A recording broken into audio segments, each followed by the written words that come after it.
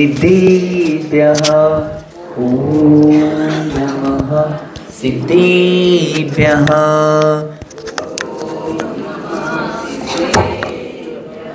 ॐ नमः सिद्धेभ्यः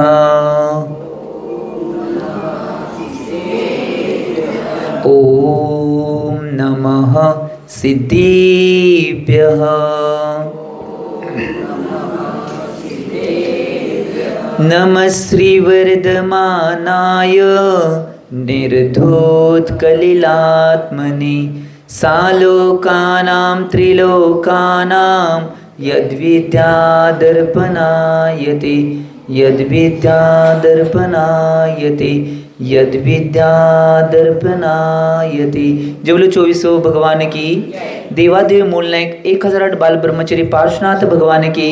देवादेव मूलनायक 1008 कुंतुनाथ भगवान की। देवादेव मूलनायक 1008 बाल ब्रह्मचारी मल्लीनाथ भगवान की। सिद्धांत शास्त्र की आचार्य भगवान श्री समदभद्र स्वामी की। 20वीं सदी के प्रथमाचार्य चर्चगुति समाधि सम्राट गुरुनाम गुरु आचार्य शांति सागर जी महाराज की। संत शिरोमणि आचार्य गुरु श्री विद्यासागर जी महाराज की।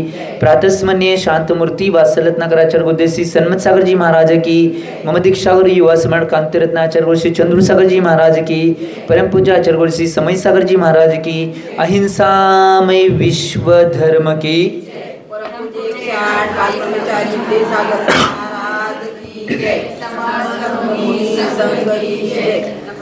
भवी जी हो।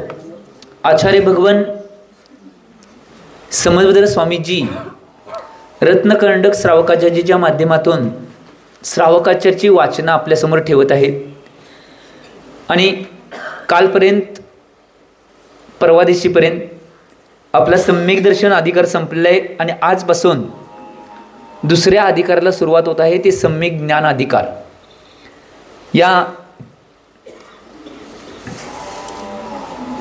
4 गाथाच्या माध्यमातून आचार्य भगवान 5 गाथेच्या माध्यमातून आचार्य भगवान समदभद्र स्वामीजी सम्यक ज्ञानाचं स्वरूप आपल्यासमोर कथन करणार आहेत की सम्यक ज्ञान कसं आहे आणि सम्यक ज्ञानाची महिमा काय आहे याचं कथन करणार आहेत। पहिला गाथा कंठस्थ करूया आणि आचार्य महाराजांनी काय सांगितले ते पाहूया। अन्योन्मनतिरिक्तम अन्योन्मनतिरिक्तम याता तथ्यं विना च विपरीता याथा तथ्यं विना च विपरीता निस्संदेहं वेद निस्संदेहं वेद यदा हुस्तज ज्ञानमागमिनः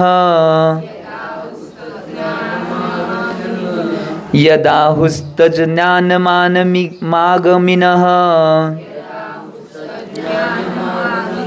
अन्योन्मनतिरिक्तं याता तत्तं विना च विपरीतात् निस्संदेहं वेद यदा हुस्तज ज्ञानमागमिनः।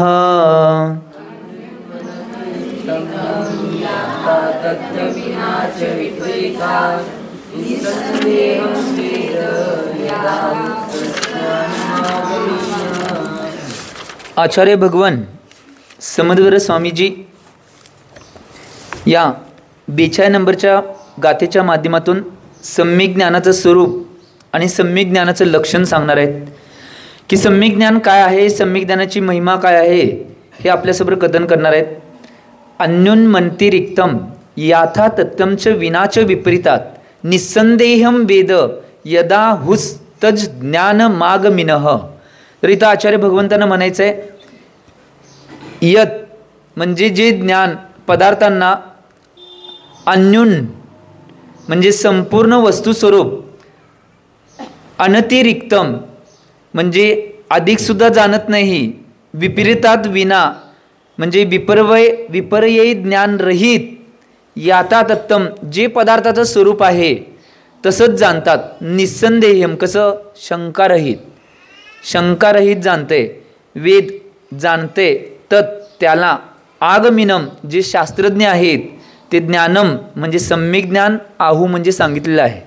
एक गोष्ट लक्षात घ्या, जे ज्ञान पदार्थांना संपूर्ण वस्तू स्वरूपसहित आणि अधिक किंवा कमी जाणत नाही, जसं आहे तसंच जाणते, अधिक किंवा कमी जात नाही किंवा विपरीतसुद्धा जाणत नाही. जसं त्याचं स्वरूप सांगितलं आहे तसंच ते जाणणार आहे, त्याच्या विपरीतसुद्धा जाणणार नाही. पुढं काय, त्या पदार्थाच्या स्वरूपावर कधीही शंका घेत नाही, त्या ज्ञानाला आचार्य भगवान काय म्हणतात, सम्यक ज्ञान म्हणतात. काय म्हणलं मी, सम्यक ज्ञानाची कथन चालू आहे आणि त्यामध्ये आचार्य भगवान त्याने सांगितले एक गोष्ट लक्षात घ्या की सम्यक ज्ञान आहे ते पदार्थाच्या स्वरूपाला जसं आहे तसं मानते, अधिक जाणत नाही, कमी जाणत नाही, त्याच्या पुढे जाऊन विपरीतसुद्धा जाणत नाही. जसं त्याचं स्वरूप सांगितलेलं आहे आचार्य भगवंतांनी त्याच प्रमाणात ते मानते, तसंच जाणून घेते, त्याच्यावर शंकासुद्धा घेत नाही. याला आचार्य भगवंतांनी सम्यक ज्ञान सांगितले आणि हे सम्यक ज्ञानाचं स्वरूप आहे म्हणून आचार्य भगवान म्हणतात. एक गोष्ट लक्षात घ्या, आम्ही आमच्या जीवनामध्ये चिंतन करणं आवश्यक आहे. आज ज्ञानाची अवस्था आहे ती बऱ्याच वेळा ज्ञानाची अवस्था विपरीत बनते, बऱ्याच वेळा ज्ञानाच्या विकल्पामध्ये शंका निर्माण होते आणि बऱ्याच वेळा जे स्वरूप आहे तसं जाणत नाही. काय म्हणलो कळलं? आजचं जे ज्ञान आहे, साधारण ज्ञान सांगवले मी, ते बऱ्याच वेळा विपरीत जाणतंय, त्याच्यावर संदेह घेते, शंका घेते आणि जसं स्वरूप आहे तसं सांगत नाही. हे आजचं ज्ञान आहे.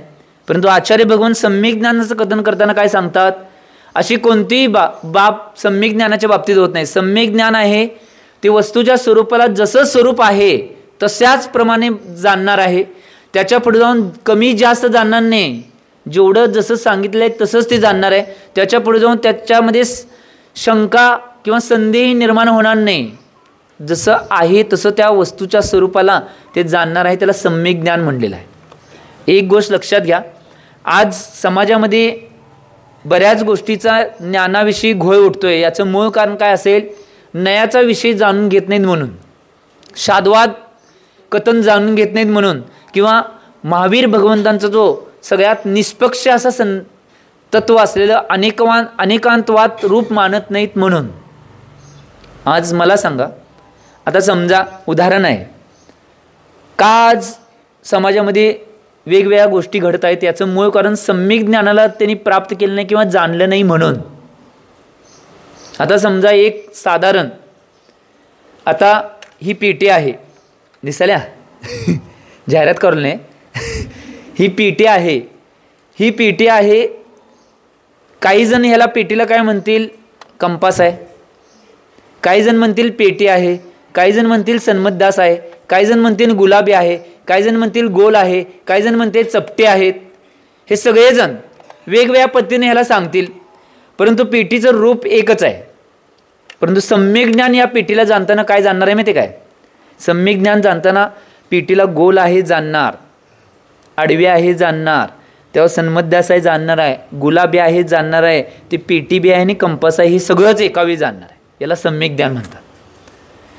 म्हणजे वस्तूच्या स्वरूपाला सगळ्या बाजूनं योग्य रीतीनं जाणून घेणे याला सम्यक ज्ञान म्हणतात. हे मला सांगायचं. आज नयाची व्यवस्था आणि शाद्वाद आणि अनेकांतवादची व्यवस्था जाणून न घेतल्यामुळं हे समाजामध्ये सगळे विपरीतता किंवा समाजामध्ये दुही पडत चाललेले आहे. याचं मूळ कारण ते आहे. आम्ही कुठल्याही गोष्टीला, समाजातली कुठलीही गोष्ट असेल तर त्या गोष्टीला जाणून घेत असताना सगळ्या रूपानं जाणून घेणं आवश्यक आहे. एका बाजूला जाणून घेतल्यामुळं समाजामध्ये वादविवाद आणि समाजामध्ये दुही निर्माण होण्याचं काम होतंय. त्याला आचार्य भगवंतांनी मिथ्यात्वाचे 5 भेद सांगितले. त्यात पहिलंच मिथ्यात्व ठरले एकांत मिथ्यात्व. कुठल्या एका बाजूला जाणून घेणे याला एकांत नावाचं मिथ्यात्व म्हणतात. त्याच्या सगळ्या बाजूंना जाणून घेणे याला सम्यक दर्शन म्हणतात आणि सम्यक ज्ञान म्हणतात. आम्ही एकाच बाजूला जाणतोय आणि आज सगळा समाजामध्ये इकडे तिकडे घोळ होतोय. समाज असेल, परिवार असेल किंवा व्यवहारामध्ये इकडे तिकडे जाणारे लोक असतील, ते त्याच्या गोष्टी का करतात, कारण की एकाच कधी कधी तर महाराजांचं प्रवचनसुद्धा एका अपेक्षेने घेतले जाते. परंतु एका अपेक्षेने घेतला तर घोळ उठला. ते सगळ्या बाजू आम्ही जाणून घेणं आवश्यक. कुठल्या अपेक्षेने महाराजांनी बोलले, आम्ही जर आमच्यानुसार लावत बसलो, 3 काळात महाराजांचं प्रवचन तुमच्या अपेक्षेने नसणार आहे. महाराजांचं प्रवचन हे शास्त्रानुकूल असणार आहे आणि त्या अपेक्षेनं असणार आहे. आम्ही लावून घेताना जर त्याला विपरीत लावून घेतलं तर 3 काळात काय होणार नाही. म्हणून आमच्याजवळ सम्यक ज्ञान असायला पाहिजे. आणि सम्यक ज्ञान पाहिजे, सम्यक ज्ञानाला प्राप्त करायचं असेल तर पहिला सम्यक दर्शन आपल्याजवळ पाहिजे. कारण की ज्यावेळी सम्यक दर्शन प्राप्त होणार आहे त्याच समयाला सम्यक ज्ञानाची बी प्राप्ती होते. उदाहरण कुणाचं आहे तसं,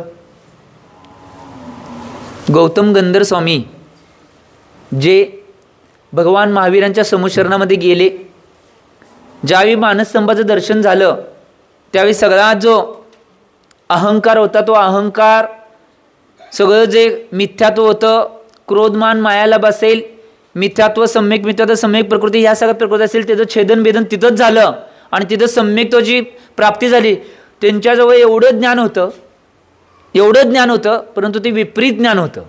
ते ज्यावेळी सम्यक दर्शनाची त्या मानसस्तंभाला बघून सम्यक दर्शनाची प्राप्ती झाली त्यावेळी ते सगळं विपरीत ज्ञान सम्यक ज्ञान बनलं गेलं.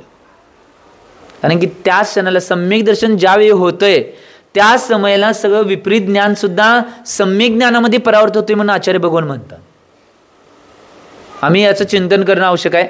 म्हणून जेवढ्या रूपामध्ये जेवढं आम्हाला जाणता येईल, एक गोष्ट लक्षात घ्या, जे यथास्थित स्वरूपाला जाणते त्याला सम्यक ज्ञान म्हणतात.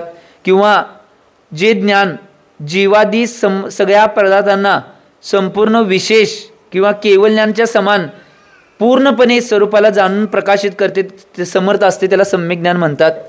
बघा, आम्ही याचं चिंतन करणं आवश्यक आहे. जीवनामध्ये याचं जर चिंतन केलं नाही तर कधीही आम्हाला या गोष्टी कधीही प्राप्त होणार नाहीत. आम्ही या गोष्टींचं चिंतन करून सम्यक ज्ञानाला प्राप्त करण्याचा पुरुषार्थ जीवनामध्ये करणं आवश्यक आहे. चारित्र्य होत नाही नंतर बघूया, पहिले सम्यक दर्शन आणि सम्यक ज्ञान तर करून घेऊया. मी परवा एक उदाहरण सांगितलं, आठवते का बघा. गुरुदेव समर्थभद्र महाराजांचे एक शिष्य भिस्सेकर गुरुजी, तुम्हाला माहीत असेल, बाल ब्रह्मचारी होते, अतिशय प्रकांड विद्वान, न्यायतीर्थ होते. न्यायतीर्थ म्हणजे कोणी बी होत नाही. आता तुमच्या दक्षिण भारतामध्ये 2च न्यायतीर्थ होते. एक न्यायतीर्थ निघून गेल्या कोरोनाच्या काळात, कोण, विमलताई मुराबट्टे, ह्या न्यायतीर्थ होत्या. आता दुसरे न्यायतीर्थ एकच आपल्या दक्षिण भारतामध्ये एकमेव न्यायतीर्थ आहेत, ते बालब्रह्मचारी संजयजी गोपलकर, हे न्यायतीर्थ आहेत आता आपल्या भागात. महाराजांच्यामध्ये बरेच जण असतील परंतु श्रावकांचा विषय चालू आहे. ही गोष्ट लक्षात घ्या. न्यायतीर्थ ते भिस्सेकर गुरुजी होते. एक दिवस त्यांना बरेच काय काय मार्गदर्शन त्यांनी सांगितलं आणि एक गृहस्थ सरदग्रस्त भिस्सेकर गुरुजींच्या जवळ आले आणि म्हणले की गुरुजी, एवढं सगळं दीक्षाचं बाकीचं सगळं ज्ञान तुमच्याजवळ आहे, न्यायतीर्थ तुम्ही आहात, परंतु तुमची दीक्षा घ्यायची भाव कशी होईनात. त्यावेळी भिस्सेकर गुरुजी काय म्हणले माहिती काय, भिस्सेकर गुरुजी म्हणले, ज्ञान वेगळं आहे आणि चारित्र्य वेगळं आहे. आमच्याजवळ ज्ञान तर आहे, अजून चारित्र्य आम्हाला प्राप्त झालं म्हणून आमची दीक्षा घ्यायची भावना होईना. मी तेच सांगालोय, ज्ञान वेगळं आहे, चारित्र्य वेगळं आहे. पहिल्या अवस्थेमध्ये आम्ही सम्यक दर्शनाला प्राप्त करून सम्यक ज्ञान तर प्राप्त करूया ना. चारित्र्य वेगळी गोष्ट आहे, ती नंतर बघूया, त्याचा पुरुषार्थ करूया. जेवढं चारित्र्याच्या अपेक्षेने करता येईल तेवढा करण्याचा पुरुषार्थ करूया. परंतु आता पहिल्या अवस्थेमध्ये या तर गोष्टी आम्ही पालन करणं आवश्यक आहे. म्हणून मी परवा सुद्धा सांगितलेलं आठवते का बघा, की भारतामध्ये बरेच शास्त्री विद्वान प्रकांड विद्वान होऊन गेलेत, परंतु नगण्य मात्र त्यातले बोटावर मोजण्यासारखे शास्त्रीच दीक्षा घेतल्यात. एक आचार्य भगवान ज्ञानसागरजी महाराज म्हणजे भुरामलजी शास्त्री, जे आचार्य भगवान विद्यासागर महाराजांचे गुरु होते, ते एक. आणि दुसरं भागेंदू कवी, ज्यांनी यदि ये चैतन्य हे जी स्तुती लिहिली आहे भगवान महावीरांची, महावीर स्वामी नयनपथगामी बहुतुमे, ही जी लिहिली आहे ते भागेंदू कवी, ते म्हणजे आचार्य पारससागरजी महाराज. हे 2च प्रकांड विद्वान आजपर्यंत शास्त्रीय असून प्रकांड विद्वान असून दीक्षा घेतल्यात. बाकीच्या कुठल्याही आजपर्यंत विद्वानांची दीक्षा झाली नाही.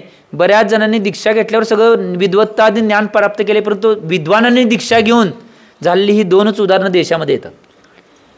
परमपूज्य मुनिपुंगव सुधासागर निर्यापक श्रमणजी मुनिपुंगव सुधासागर महाराज सुद्धा आपल्या प्रवचनात बऱ्याच वेळा म्हणून गेले की मी एवढी मोठी विद्वान निर्माण करण्याची संस्था काढली आहे की श्रमण संस्कृती संस्थान सांगानेर की त्याच्या माध्यमातून सुद्धा आज एवढे शास्त्री हजारो शास्त्री तयार झाल्यात, परंतु एकानं सुद्धा दीक्षा घेतली नाही. त्यांच्या मनात अजून बी खंत आहे. प्रत्येक श्रावक शिबिरमध्ये ते म्हणतात भारतातलं सगळ्यात मोठं श्रावक शिबिर प्रत्येक चातुर्मासमध्ये त्यांनी कुठं असतील तिथे लागते. यावर्षी जर श्रावक शिबिर एक जगातलं रेकॉर्डेड श्रावक शिबिर ते करणार आहेत सागरमध्ये. जगातले सगळ्यात रेकॉर्डेड श्रावक शिबिर ह्या वर्षीचं असणार आहे. दरवर्षी अशी सिस्टीम असते की श्रावक शिबिरला जे 10 दिवस कोण व्यक्ती येतील त्यांची सगळी राहण्याची खाण्यापिण्याची सगळी सोय, परंतु त्यांनी सवयात राहायचं आहे, मोबाईल त्याग करायच्या सगळ्या गोष्टी, त्यांच्या सगळ्याची व्यवस्था. आणि श्रावकांचं शिबिर असते त्या श्रावकांना सुद्धा चौके लावलेले असतात. यावर्षी असं होणार आहे इतिहासामध्ये सागरमधले एक बी घर शिल्लक राहणार नाही की तिथं चौका नाही. फक्त ज्यांना अडचण असेल 30 घरं तेवढी शिल्लक राहणार आहेत, बाकीच्या सगळ्या घरामध्ये चौके लागणार. पहिला महाराजजी उठणार, महाराजांचा आहार जिथं जिथं नियमानं पडगाण होईल तिथं पडगाण झाल्यानंतर बाकीच्या सगळ्या ठिकाणी 9 ते 10 श्रावक शिबिरमधले जे व्यक्ती असतील ते त्यांना बोलवून निवेदन करून न्यायचं की आमच्या घरामध्ये भोजन करण्यासाठी चला. अशी दरवर्षी त्यांची व्यवस्था असते श्रावक शिबिरची. उत्कृष्ट श्रावक शिबिर ते होते. सोहळ्यामध्ये मोबाईल त्याग सगळ्या गोष्टी सकाळपासून संध्याकाळपर्यंत. आपण सुद्धा 10 दिवसात जे करणार नाही ते शिबिरसारखंच आहे, फक्त घरात राहून. शिबिरसारखंच आहे. सकाळी 6 पासून पूजन चालू होणार, 9 साडेनऊ पर्यंत संपणार किंवा 10 पर्यंत संपणार. तिथनं पुढं तुमचं भोजनची शुद्ध भोजनची व्यवस्था केलेली, तिथं भोजन करायचं. त्यानंतर दुपारी करेक्ट किती वाजता यायचं? 3 वाजता यायचं. ज्या दिवशी आपण जे पूजन ओवाळलोय त्याच्याविषयी प्रवचन होणार. प्रवचन झाल्यानंतर प्रतिक्रमण ध्यान हे होणार. ध्यान प्रतिक्रमण झाल्यानंतर तिथनं परत सुट्टी होणार. परत तुमच्या घरातलं काय काम करायचं नाही त्यावेळी घरात जायचं, आवरायचं आणि संध्याकाळी परत यायचं. मग तुमची व्याख्यानमाला मी कशाला काम करू म्हणा, म्हणजे मला पापात पाडायला वे. तर काय असेल ते घरात तुम्ही करून या. मी काय म्हणलं नाही ते करा म्हणून. करा म्हणले की मला पाप लागले की. तर ते सगळं करून परत संध्याकाळी तुमच्याच गावची सगळी व्याख्यानमालेला तुमचे विदेशातनं येणारे सगळे व्याख्याते, विदेशातनं येणारे व्याख्याते किनीमध्ये विदेशातनं येणारे व्याख्याते अमेरिका, इंग्लंड, लंडन इकडं व्याख्याते येणार आहे तिथं. तर ते व्याख्याते त्यांचं व्याख्यान ऐकायचं आणि व्याख्यान ऐकल्यानंतर मग सामूहिक आरती करायचं आणि आपापल्या घरला. लक्षात आलं? हे आपलं बी फक्त घरनं शिबिर होणार आहे एक वेगळं. त्यामुळं एक गोष्ट लक्षात या, यात बी त्यामध्ये 4 दिवस तुम्हाला युती संस्कार, गर्भसंस्कार, सुवर्णप्राशन विधी आणि जर झाली तर मौजीबंधन संस्कार, या सगळ्या विधी तुम्हाला 4 दिवसांनी बघायला मिळणार. दुपारच्या सत्रामध्ये 1 पासून 3 पर्यंत या सगळ्या गोष्टी आणि होणार आहेत. त्यामुळं संधी आहे, जेवढ्यांना भाग घ्यायचं लवकर घ्या. त्यासाठी सांगायला नाही. तर आचार्य भगवंतांनी जे सांगितले ते आम्ही पालन करणार. मी कुठलं सांगत होतो? शास्त्रींचा विषय सांगत होतो. तर एवढं सगळं होऊन सुद्धा महाराजांची प्रत्येक वर्षीची खंत आहे की आजपर्यंत एका बी शास्त्रीने त्यातली दीक्षा घेतलेली नाही. आता एक जबलपूरचे एक शास्त्री, आम्ही ज्यावेळी येत होतो त्यावेळी आमच्या विहारमध्ये होते ते 250 किलोमीटर अतिशय शास्त्री जे जबलपूरचे आहेत, त्यांनी बालब्रह्मचर्यवर तेवढे घेतले आचार्य भगवान विद्यासागरांच्यानं. त्यामुळं एकाची आता दीक्षा होईल असं वाटतंय. त्यामुळं आजपर्यंत कोण शास्त्री घेतले मी का सांगालोय? ज्ञान वेगळं आहे, चारित्र्य वेगळं आहे. ही गोष्ट महत्त्वाची. पहिल्या अवस्थेमध्ये आम्ही किमान सम्यक दर्शन आणि सम्यक ज्ञान तर प्राप्त करूया. चारित्र्याची ज्यावेळी आम्ही जेवढे प्रयत्न आणि पुरुषार्थ करत राहील, झालं तर ठीक आहे, नाही तर राहून दे. आता पुढच्या गाथेमध्ये या सम्यक ज्ञानाचे 4 भेद आचार्य भगवान आता पुढनं 4 गाथेमध्ये सांगणार आहेत. त्याचे 4 भेद याच ग्रंथानुसार पडलेले आहेत. प्रथमानुयोग, कर्णानुयोग, चरणानुयोग आणि द्रव्यानुयोग हे 4 भेद आचार्य भगवान समजबेरू स्वामींच्या माध्यमातून पडलेले आहेत. की एक गोष्ट लक्षात घ्या, हे 4 भेद पडण्याचं मूळ कारण काय आहे? पहिलं गाथा कंठस्थ करूया आणि मग त्यावर येतो मी. पहिलं गाथा कंठस्थ करूया. आचार्य भगवंतांनी काय म्हणलेलं आहे ते बघूया. प्रथमानुयोगमर्त्याख्यानम प्रथमानुयोगमर्त्याख्यानम चरितं पुराणमपि पुण्यं चरितं पुराणमपि पुण्यं बोधिसमाधिनिधानं बोधिसमाधिनिधानं बोधति बोधः समीचीनः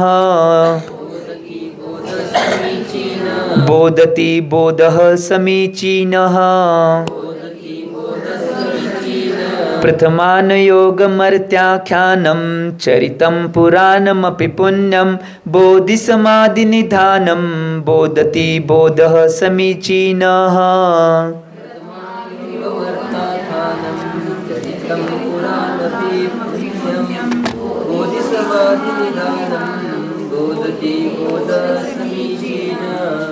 आचार्य भगवान समर्थ स्वामीजी प्रथमानुयोगचं स्वरूप सांगताना सांगत आहेत, एक गोष्ट लक्षात घ्या, 4 भेद करण्यामागचं मूळ कारण काय असेल? ज्ञानामध्ये कधी भेद होत नाहीत किंवा सम्यक ज्ञानाचे भेद झाले असे कधी समजू नका.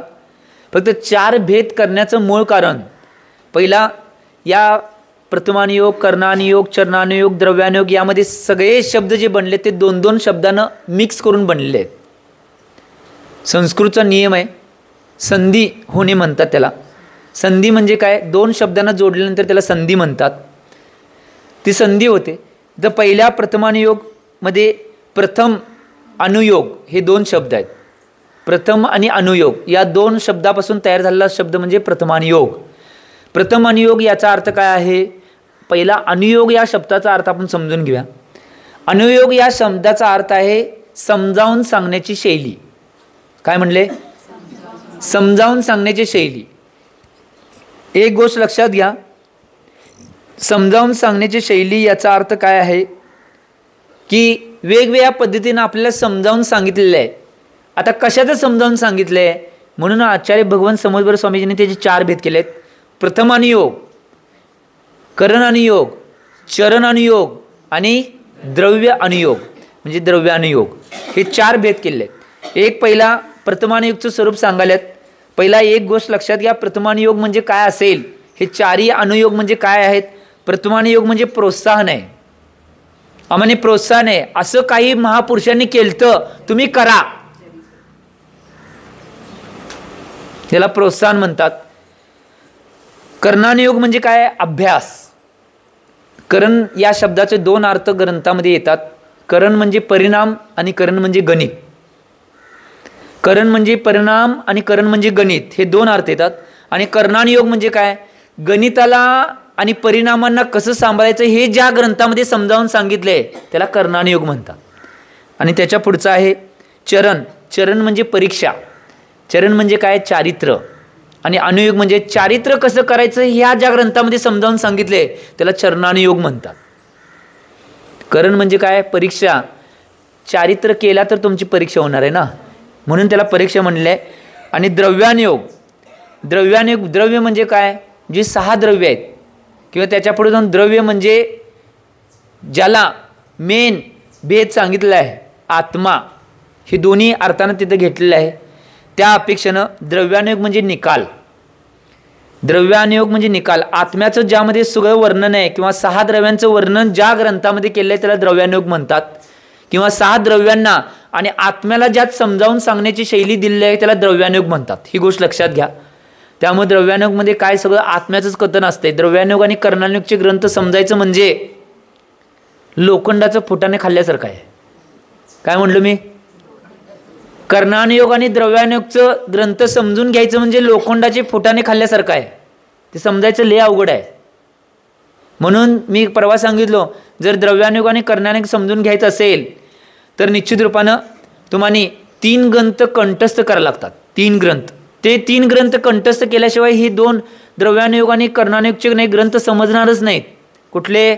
24 टाणा, 148 कर्मप्रवृत्ती आणि जीवाचे 53 भाव, हे 3 ग्रंथ कंठस्थ पाहिजेत.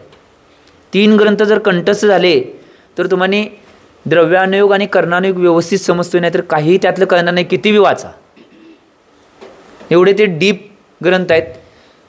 कर्णानुयोगचा ग्रंथ मी कायम पुरावा देतो. माझ्या मुखात तुम्हाला कायम ग्रंथाचं नाव येत असेल की कर्णानिकच्या ग्रंथामध्ये धौला, जय धौला, महाधौला हे सगळे ग्रंथ कर्णानिकचे आहेत.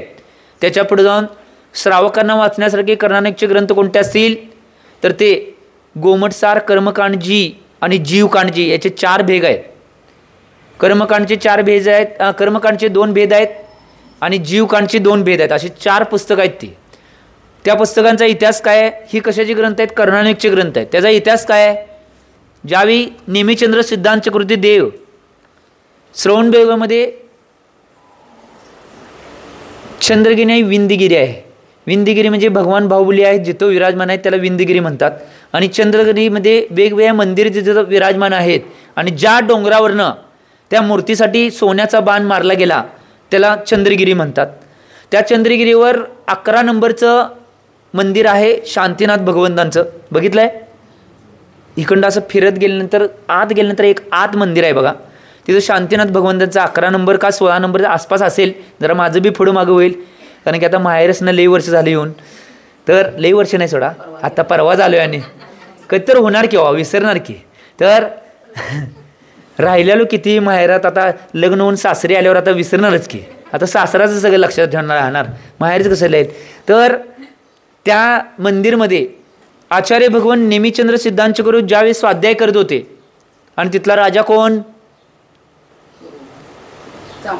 चामुंडराय. चामुंडराय ज्यावेळी तिथं आला आणि चामुंडराय आल्यावर काय केलं माहिती आहे महाराजांनी लगेच ग्रंथ बंद केला आणि ठेवले. त्यावेळी ते राजा काय म्हणले की महाराजजी चंद्रगिरीवर हो मंदिर आहे शांतीनाथ. ते नाही, शांतीनाथचे 4-5 मंदिर आहेत. मधलं मंदिर आहे, सांगतो नंतर सांगतो, सगळं पुरावा देतो काय. ठीक हां. तर त्यांनी बंद केल्यानंतर त्यावेळी ते राजन म्हणले की महाराजजी आम्हाने सुद्धा धर्माचा काहीतरी धर्मामृत मिळालं असतं आणि तुम्ही शास्त्र का बंद केला.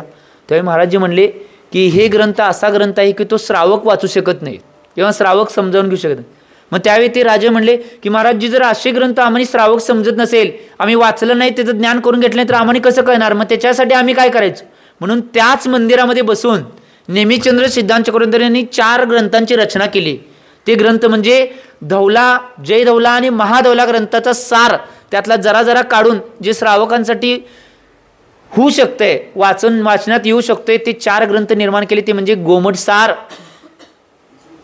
कर्मकांड भाग 1 भाग 2, गोमटसार, जीवकांड भाग 1 आणि भाग 2. गोमटसार म्हणजे का नाव दिलं गोमटसार? गोमटसार म्हणजे भगवान बाहुबलींचं नाव गोमट आहे. एक गोष्ट लक्षात घ्या, गोमटेश्वर का म्हणले माहिती आहे? तिथल्या राजाचं नाव गोमट आहे. पहिला ही गोष्ट लक्षात घ्या. आणि गोमटेश्वर म्हणण्याचं कारण त्या राजाचा ईश्वर जो आहे तो गोमटेश्वर, गोमटचा ईश्वर, हे 2 शब्दानं गोमटेश्वर बनले. अवर्णे इवर्णे ए काय झालं कळलं? अवर्णे इवर्णे ए म्हणजे काय माहिती आहे? परवा सांगितले की संस्कृतचा एक नियम कारतंत्र रूपमानामध्ये एक सूत्र आहे. शेवटला जर अ असेल आणि पुढं ई असेल तर अवर्णे इवर्णे ए एडका येव तयार होते. याला संधी म्हणतात. संस्कृतचा हा नियम आहे. एका नियमावरनं, जसं मी परवा सांगितलं की तुम्हाला, तुमच्या राज्याचे उपमुख्यमंत्री त्यांचं नाव देवेंद्र, देव धन इंद्र, देवेंद्र एडका ये झालं बघा. तुमच्या देशाचे पंतप्रधान नर धन इंद्र, नरेंद्र. नर एक शब्द वेगळा आहे, इंद्र शब्द वेगळा आहे. त्या जोड्या दोन्ही शब्दांची संधी झाली तर नरेंद्र शब्द तयार झाला. अशी शब्द तयार होतात. सगळ्यांची नावं, मुलांची मुलींची नावं अशी तयार होतात. ही गोष्ट महत्त्वाची आहे.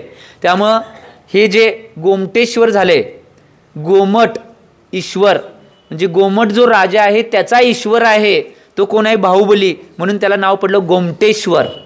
अवर्णे इवर्णे ए, ईश्वर मधलं ई आणि गोमटेश गोमट मधलं अ, अवर्णे इवर्णे ए. ही गोष्ट महत्त्वाची आहे म्हणून सांगितलं गोमटेश्वर हे म्हणलं जाते. म्हणून त्यांनी ते सांगितल्यानंतर त्या 4 ग्रंथांची रचना तिथं झाल्या. म्हणून त्याला गोमटसार कर्मकांड आणि गोमटसार जीवकांड हे नाव आचार्य भगवंतांनी दिले. गोमटसार. आणि गोमटसार का नाव ठेवलं? त्या राजानं प्रश्न केला म्हणून त्या राजाच्या ह्याच्यावरून श्रावकांना त्याचा सार कळावा धौला ग्रंथाचा. म्हणून त्याला गोमटसार हे मुख्य नाव दिले आणि मग कर्मकांड आणि जीवकांड असे भेद केले आहेत. हे मूळ इतिहास आहे म्हणून सांगितलं. आपल्याला पहिला बघायचं आहे, अजून गाथेकडे आलोच नाहीत, 4 वाजून गेलेत. तर एक गोष्ट लक्षात घ्या, पहिला गाथा बघूया. समीचीन बोध म्हणजे सम्यक ज्ञान. समीचीन बोध म्हणजे काय? जे सम्यक ज्ञान आहे ते सम्यक ज्ञान. हे सारखं बंद मागं करू नको रे, एकदा ठेवलेलं ठेव. तर समीचीन बोध म्हणजे काय? सम्यक ज्ञान. सम्यक ज्ञान याचा अर्थ काय? समीचीन बोध, सम्यक ज्ञान. अर्थाख्यानम, अर्थाख्यानम म्हणजे काय? जे सम्यक ज्ञान आहे ते परमार्थाचं व्याख्यान करणार आहे. ते काय करतंय? चरितम. चरितम म्हणजे एका पुरुषाच्या आश्रित कथा, कुठल्या तरी एका पुरुषाच्या आश्रित कथा किंवा बऱ्याच पुरुषांच्या आश्रित कथा मुख्य एकाला करतात, बाकीच्यांना गौण करून एक कथा सांगितली जाते. त्याला काय म्हणतात? एक पुरुष आश्रित कथा म्हणतात. पुराणम, पुराणम म्हणजे 63 शलाका पुरुषांच्या आश्रित कथा. 63 जे शलाका आहेत. अपि आणि पुण्यम म्हणजे जे पुण्य स्वरूप आहे. बोधी समाधी निदानम म्हणजे काय? सम्यक दर्शनादी असं ज्याची प्राप्ती करून देणारी किंवा बोध प्राप्त करून देणारी, जीवनामध्ये बोध, तुमच्या जीवनामध्ये बोध प्राप्त करून देणारी जे आहे, किंवा सम्यक दर्शनाआधी हे समाधीपर्यंत कसं पालन करायचं किंवा धर्म आणि शुक्लध्यानला कसं साधायचं किंवा समाधीला कसं साधायचं हे सांगणारं जी पुराण आहे त्याला काय म्हणतात? प्रथमानुयोगम. प्रथमानुयोग बोधित म्हणजे जाणणं आवश्यक आहे. प्रथमानुयोगची व्याख्या सांगितले, ज्यामध्ये एक गोष्ट लक्षात घ्या, एका पुरुषाला मुख्य करून बाकीच्या पुरुषांना गौण करून त्या एका पुरुषाच्या आश्रित ज्याची कथा ज्यामध्ये सांगितली जाणार आहे. आणि 63 शलाका पुरुष आणि 169 महापुरुष हे गौणमध्ये आहे. इथं बी सांगताना आचार्य भगवान मुख्य आणि गौण रूपाने सांगतात. तर 63 शलाका पुरुष आणि 169 महापुरुष या सगळ्या महापुरुष आणि 63 शलाका पुरुषांची कथानक ज्यामध्ये आहे आणि जे पुण्याची प्राप्ती करून देणार आहे आणि सम्यक दर्शन दृढ करणार आहे, त्याच्यामुळे सम्यक दर्शन दृढ होते. या प्रथमानुयोगच्या ग्रंथांच्यामुळं सम्यक दर्शन दृढ करण्याला सगळ्यात जास्त कारणभूत कोण असेल? प्रथमानुयोगचे ग्रंथ आहेत म्हणून म्हणलेलं आहे. आणि पुण्याची प्राप्ती त्यातून होते. आणि आमच्या जीवनाला समाधी कशी साधायचं, जीवनाचं चारित्र्य कसं साधायचं, सम्यक दर्शन, सम्यक ज्ञान, सम्यक चारित्र्य कसं प्राप्त करायचं हे सगळं सांगणारा जो ग्रंथ आहे त्याला आचार्य भगवान प्रथमानुयोग म्हणतात. काय म्हणतात? आम्ही 2 अनुयोग आत्ता करायला लागले. एक चरणानुयोग आमचा चालू आहे दुपारच्या सत्रामध्ये.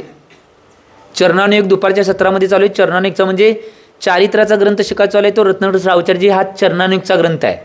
आणि संध्याकाळच्या सत्रामध्ये आपण शिकायला येतो प्रथमानुयोगचा ग्रंथ शिकवला आहे, श्रीराम कथा म्हणजे पद्मपुराणची. एका पुरुषाच्या आश्रित बाकीच्या पुरुषांना गौण करून जी कथा सांगितली जाते त्याला प्रथमानुयोग म्हणतात. हेच आजचं ग्रंथ आहे. मग आपली संध्याकाळी श्रीराम कथा चालू आहे. एका रामाला मुख्य करून बाकीच्या पात्रांना गौण करून ती कथा सांगितली जाते. मुख्य हिरो कोण असेल? राम आहे. बाकीचे सगळे पात्र आहेत ते गौण आहेत. जसं एक गोष्ट लक्षात घ्या, कोणतीही क्रिया करायची असेल, आता मुकुट सप्तमी आपण क्रिया केली तर मुकुट सप्तमी क्रियामध्ये सगळ्यात जास्त मुख्य कोणाला केलं आपण? पार्श्वनाथ भगवंतांना, कारण की त्या दिवशी त्यांनी मोक्ष प्राप्त केलेला आहे म्हणून त्या सप्तमीला मुकुट सप्तमी म्हणतात. मुकुट म्हणजे मोक्ष. ज्या मुक्ताला त्यांनी प्राप्त केले त्या सप्तमी दिवशी प्राप्त केले म्हणून त्याला मुकुट सप्तमी नाव पडले. सिद्धशिला म्हणजे मुकुट आहे. हा 3 लोकांचं मुकुट काय असेल तर सिद्धशिला आहे.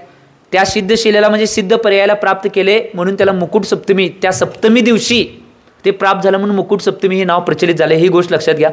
आणि म्हणून त्या दिवशी आपण मुख्य कोणाला केलं? पार्श्वनाथ भगवंतांना. बाकीच्या भगवंत आहेत, त्यांचे गुण आहेत, परंतु त्या दिवशी त्यांचं महत्त्व आहे म्हणून त्यांना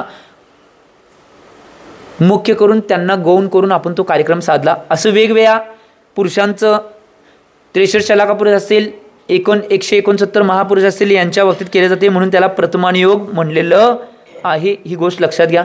आणि तुम्ही या ग्रंथांचा अभ्यास करून उद्याच्या भागामध्ये आचार्य भगवान कर्णानुयोग, चरणानुयोग आणि द्रव्यानुयोगचं कथन आपल्यासमोर ठेवणार आहेत. ते उद्याच्या भागामध्ये बघूया.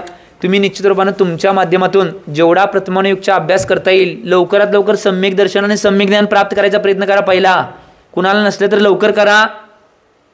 तुमचं कल्याण पाहिजे असलं तर, नाही डोंबिवली बी मिळणार नाही. कल्याण पाहिजे असलं तर लवकर करून घ्या.